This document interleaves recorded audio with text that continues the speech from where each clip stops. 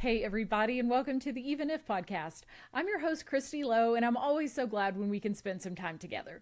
I don't want to dawdle too long because we have got so much to talk about today. Oh my gosh. But before I do jump into that, first, if you're not subscribed to our newsletter, go over to evenifpodcast.com. Hop on there. There's a link for you to sign up. You can get a newsletter each week where you can find out more information, get encouraging scripture, and just some extra words of encouragement if that would bless you each week. I'd love for you to go over there and hop on that email list. The second is if you are not yet watching this on YouTube, I'm on YouTube now, and I will still continue to be on the podcast. That's not going to change, but it's a video format. And so you can see my cute little dog Rufus in the background taking his nap. He has kind of become the Even If mascot, and he didn't even realize that he's the happiest dog, y'all. He's this cutest thing. And so he's on the podcast quite a bit. So if you're listening to it, you can't see him. But if you go over to YouTube, you can check that out. So I don't want to spend too much time on that, y'all, because we really do. We've got a lot to get to today. But so without further ado, y'all, let's go ahead and dive in. I said at the top of the show, I don't want to dawdle today because I got a lot to dive into. Whenever an episode comes out, I listen to what you guys say. I listen for your feedback. I love your emails. And so whenever I started getting emails after the August 1st episode, it was about the 3 keys to authentic friendship. And y'all, I really didn't expect that much of a response, but I got a couple of emails, and then got a text from a friend, and then there was somebody who reached out on social media, and I just started hearing you speak about and start pouring out about what friendship is like in your life. And some of you shared your problems or the things that you have faced. And I realized that there was more to this conversation than what we had talked about. And so today, this episode is for all of you. Those of you who are struggling, those of you who have had friendships fall apart, those of you that have questions about how to navigate hard things in friendships or deal with the challenges that come with people that you love deeply. So we're talking about it today, and hopefully encourage people in some ways that maybe they were feeling defeat before, because I know the enemy wants to undermine friendships. He wants us to feel alone, and he wants us to be in a place of defeat, in something that can be a blessing. So let's get to it. The first question was from a listener who said to me, my friend and I got into an argument a couple of months ago, and we really aren't talking anymore. We have been friends for a long time, and I want to work it out with them, but I don't see how we can at this point. If you have had a falling out with a friend or somebody you just don't talk to anymore because maybe you had a disagreement, usually there's somebody left going, but I hoped we'd figure this out. I thought we'd work this out. I didn't think this was a deal breaker. And so when we talk about how do we fight fairly with a friend, or what do you do whenever you've come to an impasse with a friend, you've got to first consider, how healthy is this person? Are they in a place where they can have a rational conversation and come to the table with you? But that if they are, okay, and we're just going to assume they are for right now. If they can't, that you need to consider whether or not you can push that. But if they are capable of having a conversation, I think the first thing you've got to do is seek understanding. Often when you seek understanding, feeling understood, feeling like you are being understood is often all someone needs to be able to try to move forward in a relationship. So the first thing is, if you can just try to look at it from their side, and if you need to apologize for any portion of it, owning your portion of this is, even if it's just that big, just a teeny tiny sliver of it, owning your own portion of this might be all it takes to get things moving. And often it's when we're not talking to each other that the situation grows and it expands in our head. And then the last thing is, I'm going to say this, is I want you to ask the question, will this matter in 5 years? Okay. If it's something that is of true significance, like you really, there is some spiritual significance, or the dynamics are really complicated and it really will matter 5 years from now, then yeah, sure, maybe you do need to have a harder conversation. But if it's not going to matter in 5 years, I think somebody needs to just be the bigger person and let it go and say, man, we were being dumb, and move forward. Fair? Fair. So, but fighting fairly with a friend is hard. And I'm just going to say it is not fun. It is one of the hardest things I think we have to do in the friendship realm is learn how to have disagreements and love each other still and then come back together. And so I think that happens with understanding, owning our part, and then just keeping a better frame of reference on what it really, the significance of it. Okay, I'm trying not to I don't want to get too in the weeds with these questions because there were 5 or 6 of them. And so I want to get to as many of them as I can, hopefully today. Okay, so the second question, she wrote, after years of struggling to find a group of friends, I've finally found some people at a new job. We've done quite a few things together over the past couple of months, and I really like them, but I'm struggling to talk about my faith with them. I don't know if they are believers, and if not, I'm afraid they won't want to hang out with me anymore if I say something. Jesus is an important part of my life, but I don't want to be lonely again. Can we just collectively take a second and acknowledge being lonely is one of the hardest things to endure? And then if you complicate it by being rejected for your faith, and then the awkwardness that could create within your workplace. As your podcast friend here, I just want to tell you I'm sorry that you're struggling with this. And yeah, is there a real possibility that you could be rejected for your faith? Absolutely, 100%. I'm not going to sugarcoat that. There's no way around it because if we're going to be bold in our faith and we're going to live this life differently and look differently than the culture at large looks, then there's going to be times where people are going to go, oh, I don't know, what's all that Jesus in her? What's all that? She's crazy.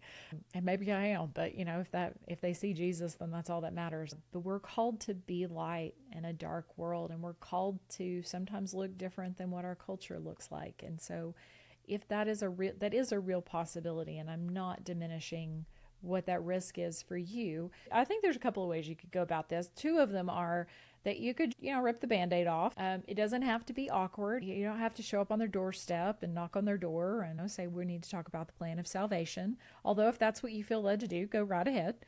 But I think you can say something along the lines of, hey, my faith has always been real important to me. We've known each other for a while now, and we haven't really talked about faith of any sort. Is faith a part of your life or your walk? And if so, I'd love to hear about it. And if they say yes, great. Yeah, no problem. And then if they say, no, I don't know, then they know that you do. And, you're not going to treat them any differently based on what they answer, right? So then they just know that there's something different about you. And so I think you can infuse it into conversations naturally. You say something along the lines of, it was by God's grace I didn't get in a wreck today. Or, man, I'll tell you what, it was only Jesus that kept that from happening. I mean, you can say that. Or, man, Jesus just gave me exactly what I needed there. You can just infuse it into a conversation naturally. They're going to see something different about you. The other thing I want to leave you with, sweet thing, is that you might be the only person in their life who can model for them what a healthy relationship with Christ looks like. There are a lot of people walking around, the percentage of people who are in church and then never go back to church after they leave high school, like after they go to college or after they leave their home, the number of people who have church hurt is staggering. And you might be the only person who goes, no, this can be a healthy, good thing. And Jesus is a really cool part of my life. And so I would encourage you to just keep loving those people. God's put them in your path for a reason. And furthermore, we are called to be the light in darkness. Okay. So I don't think there's anything wrong with going with a group of your friends from work to dinner and a movie. I don't believe there's a thing wrong with that. As long as you aren't going to cause them to stumble and they aren't causing you to stumble, then there is nothing wrong with you spending some time with them. Okay. And that may come with limits if they aren't believers, and that's a different conversation. But I really don't think that there's anything wrong with you going to dinner and a movie with some friends from work. Okay? And so keep being the light to them. Keep showing who Jesus is to them so that way they know how awesome he is. Because he is, isn't he, y'all? He's just amazing. Be bold in your faith, sweet thing. Be bold in your faith. You were called to live in this for such a time as this. He has appointments for you. Don't shrink back from what God has called you to do and listen for his cues on how to handle that. If he calls you to speak into their lives, if he calls you to show up and be the hands and feet of Jesus, you absolutely don't shrink back from that. Don't let the fear of rejection keep you from what the Lord holds for those people in that place. Okay? The third and the fourth question kind of go hand in hand. I'm going to address both of them, kind of tie them together. So the third one, it wasn't a question. It was someone who reached out and said, this is what happened to me. And this really stung. She says, I was running around with a group of moms who had kids about the same age as mine. A couple of weeks ago, I saw a post on social media. They had all gone to dinner, but they didn't invite me. It hurts so much to be excluded. We've probably talked about this, I think, on the podcast before, is that you have to give people a wide berth of assumption. What does that mean? That means that there could be a very simple explanation for why those women went to dinner and you didn't get invited. Now, our first inclination is to think they started a group text without me and they decided to cut me out. That's typically what we think, right? But more often than not, there is a simpler explanation, and you would do well to think about what could have been the simplest thing that could have happened or the most innocent thing that happened. So the two of them run into each other. Maybe Bonnie's on her way to go meet her husband at Chewy's, okay? And she sees Betty, and she's like, hey, I think we're fixing to go eat at Chewy's. You want to come? Yeah, sure, we'll come. So now there's two of them. They get there, they roll right up, and behold, Brenda. She has just pulled up, and she's about to go eat at Chewy's. So now Bonnie and Betty and Brenda, they're all like, hey, oh my gosh. And Brenda's like, hey, my husband's on his way. Oh my gosh. And let's just get a big table. And so then the three of them have dinner. They didn't mean to leave you out. It's just a fluke deal. No big deal. So there could be a very simple explanation on why you were excluded. And I would consider trying to give them the assumption, just assume that they weren't being unkind to you. Okay? And by the way, that's all Brene Brown. Y'all know Brene is like the queen of, I love me some Brene. Anyways, the second part is this. If you are being excluded, let's say that it really is something that, isn't fun and you really are being excluded. It really does hurt, and I'm really sorry because being on the outside looking in is not easy. And I think we've all been there from time to time, but being on the outside is hard. And I will say this, look at, was this just a one-time thing and then the next time they invite you? Because if it's just a one-time thing, I mean, by all means, just let this go. But we'll say this, as the saying goes, when people show you who they are, believe them. When people show you who they are, believe what they show you. Okay? If people are unkind and they're exclusive, or if they're catty and they're petty, or if they're keeping score and you're losing, believe the character you see. I'm not saying that you don't give people forgiveness and you don't give people grace, but often we would do well to just pay attention to what people tell us about themselves. The fourth question, and the reason why I kind of grouped it together, is because I don't need to read all of her email, but the bottom line of it came to this. When do I know when it's time to walk away? How do you know when it's time to be done? And that's why I put number three and number four together, is because you've spent time with this person. You've invested time and energy, and you've got memories with these people, and you wonder, like, when is it time to just give up on this? And the first thing I want to ask you is, have you spent time in prayer with it? Have you talked to Jesus about this person and this situation? Have you spent time asking him what he says about this? Is he holding you in the relationship? There are times where the Lord will hold you in a relationship, often way past your time and you're ready to dip.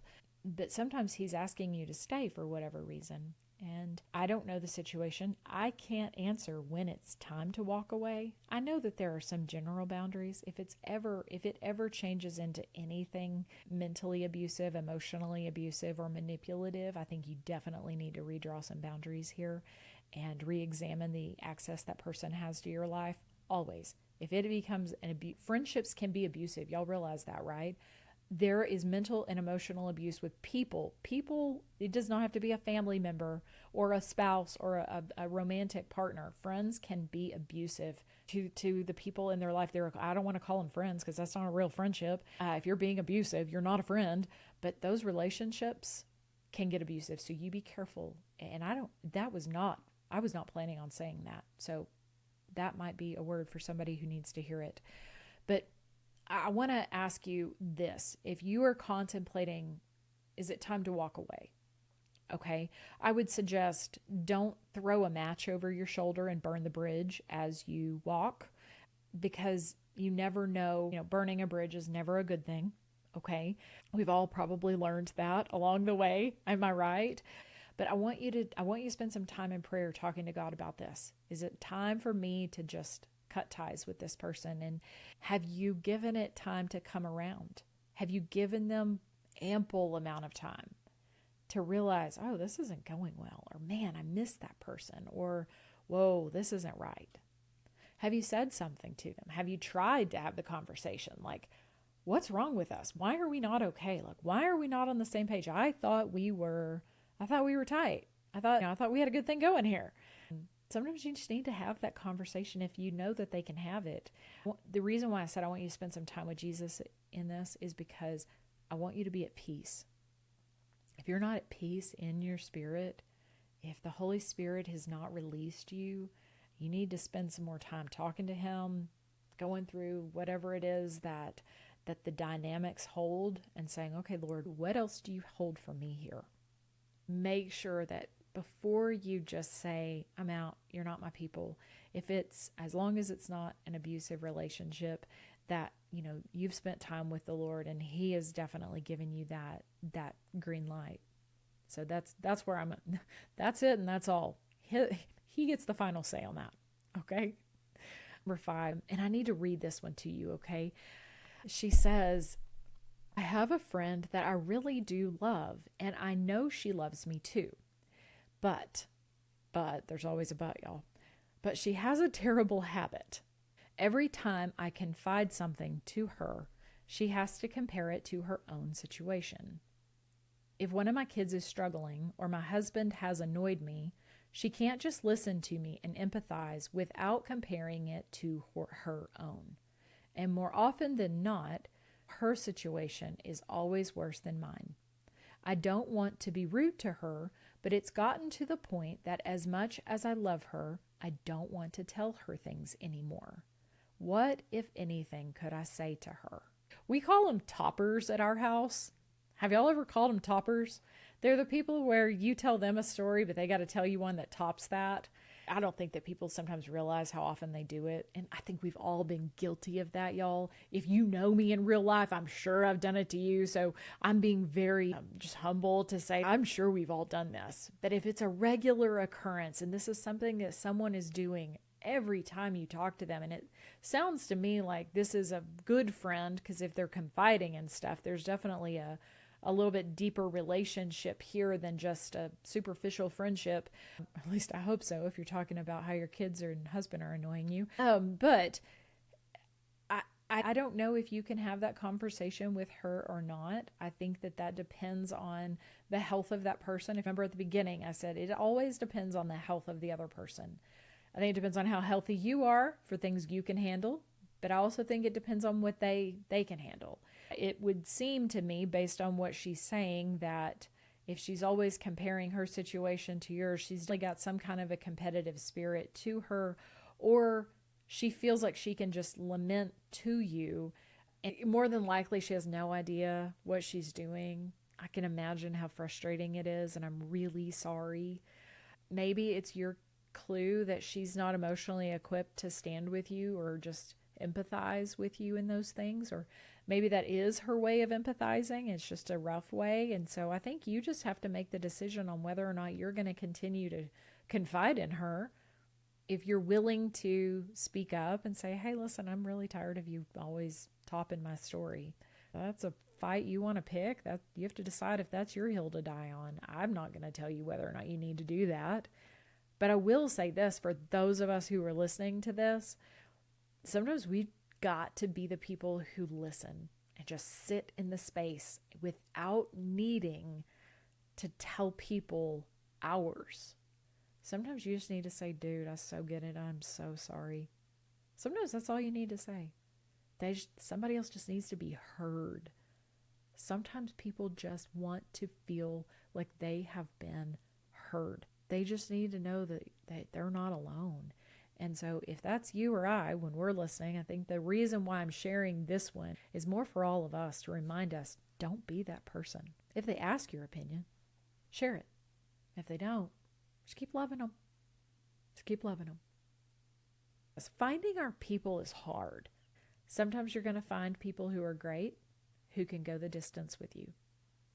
Sometimes you're going to find people that come alongside you for a season, and that's okay. Not every person you meet is going to be a lifelong best friend. Their bandwidth may not be the same. Other times you're going to get to know somebody, and then you're just going to realize y'all aren't quite as compatible as you had hoped you would be. And that's okay, y'all. Everybody has a limit on what they can give. They have a limit to their emotional capabilities and what they can understand and how much they can give back, how much they can show up.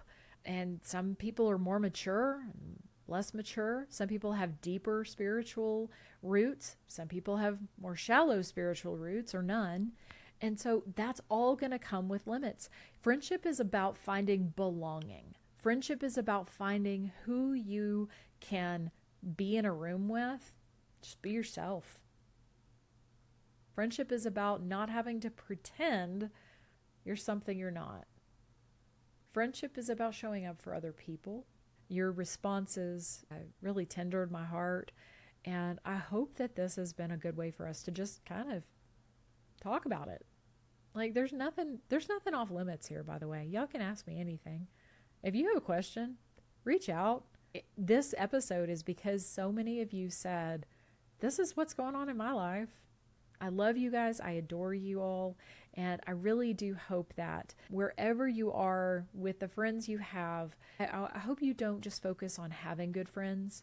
I hope you focus on being a good friend.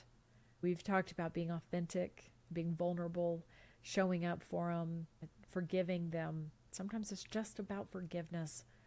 There is not one friend you will ever make that isn't going to have a fault, a flaw, something that drives you batty. Every single person is gonna have something that makes you go, oh, that's different. Everybody. And you have to decide, am I gonna love them exactly for who they are? Because I'm gonna either love all of them or none of them. Does that make sense? You don't get just part of them. You get all of them. So love them for who they are, every bit of them, even their flaws. You have to decide, is this a flaw I can deal with? If you're going to be friends with me, you're going to have to know that I don't make my bed every day. And I'm really messy. My car's messy. I went and got it washed this week, and I was really proud of myself. So my car's messy. If you're going to be friends with me, you may get in a messy car. I have dogs. That means I have dog hair. So if we're going to be friends, there's going to be dog hair. So the people who love me have just decided that they don't care if I make my bed. They don't care if my car's messy sometimes. And yeah, they may have some dog hair when they come over to my house. We have to decide if we're just going to love them for who they are, all of who they are, or not. But don't ask people to be something they're not, because that's not belonging. As we wrap up, and we've talked about all of these things, the thing that I want you to remember is this, that there are no perfect relationships. The goal is healthy. The goal is never perfect. And as long as I think we keep that in mind, it's going to make it a lot easier for us to navigate the challenges in friendships, and it's going to make it a lot easier for us to determine how we go about the things that drive us crazy about the people we love. So wherever this finds you today, I do hope that you're doing well, and thank you so much for joining us. Good Lord willing, I will see you next week.